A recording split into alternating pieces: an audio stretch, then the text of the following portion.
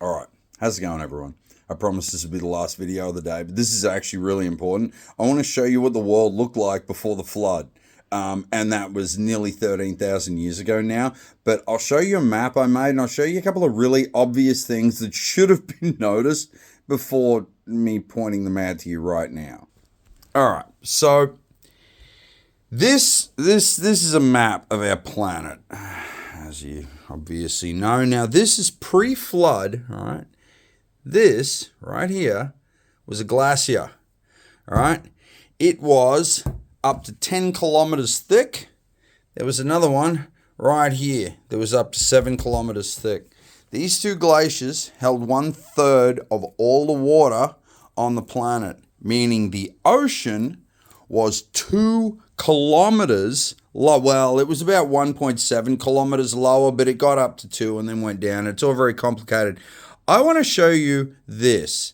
This is the, I'll just call it the America's Dam, which is what I've called it now. Right here were these great waterfalls, all right? In here was 1/2 of the sea, here and over here, okay?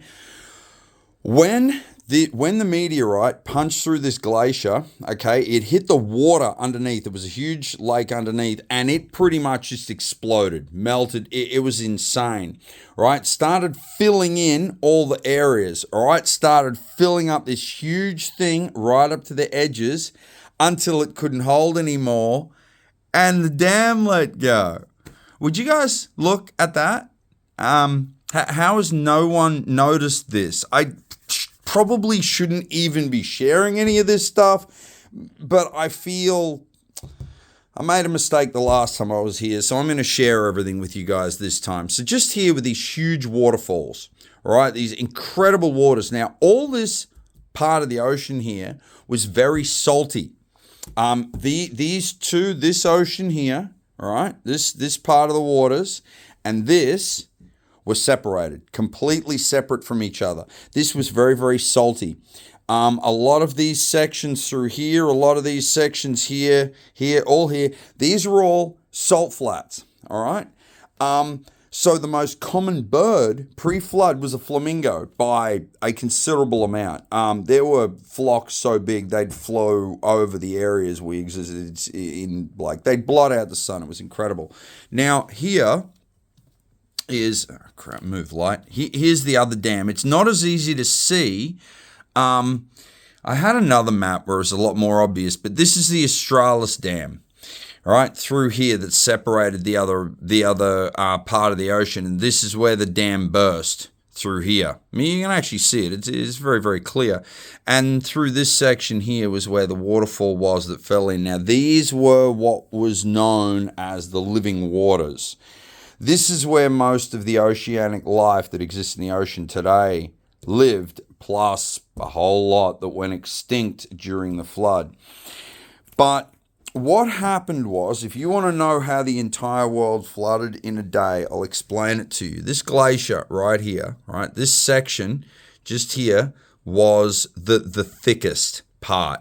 Now, it was up to 10 k's thick. It went right up into the lower troposphere. The atmosphere was much, much thicker at this time. The whole world was very, very different. But a meteorite was punched into this glacier. Now, underneath there was this huge area of water, right? Because this glacier pushed down into the upper mantle, and it actually heated the bottom of the glacier and caused this enormous high-pressure heated lake under this massive glacier. When the meteorite came down and punched through the glacier, it went straight through the glacier, through the lake, into the mantle, and molten rock comes straight up under this lake, right? And parts of this enormous glacier started exploding away, and the magma just flowed under the glacier and just melted. Now, within a day, because, all right, so in here was where Atlantis was, okay? This is Asgard. This is where Asgard was. Here is where the ancient Maori kingdom used to be. The survivors ended up on the mountains. This is the ancient Shinto Empire. Much of that went underwater. The Japanese people survived by climbing onto the mountain, and all the Chinese went onto the mainland. All of this Egyptian territory was spared. Part of it went underwater, the pyramids and stuff did go underwater for a couple of thousand years, but it all drained again, and the Egyptians were pretty much spared, as would have the Asgardians had they not got themselves killed by this point. But I don't know much about the Americas.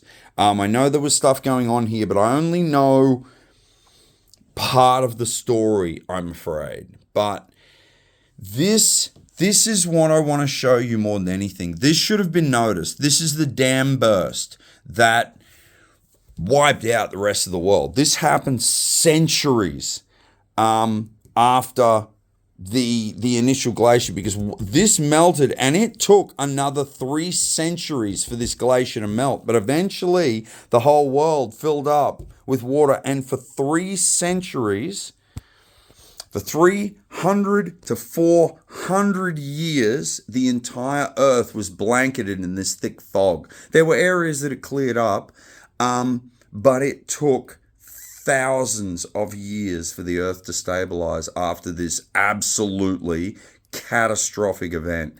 My whole point of it is the natural state of the planet is not the state we exist in now. The atmosphere is much, much thinner, and the water, there is a lot more water. See, more ocean means less breathable air. More desert means more rain. No desert, no rain. Rain's very, very bad, very destructive, pulls all the stuff out of the atmosphere. The world before the flood, I will share more videos on what it was like back then. But, yeah, I just wanted to show you guys that. I hope you're having a wonderful day.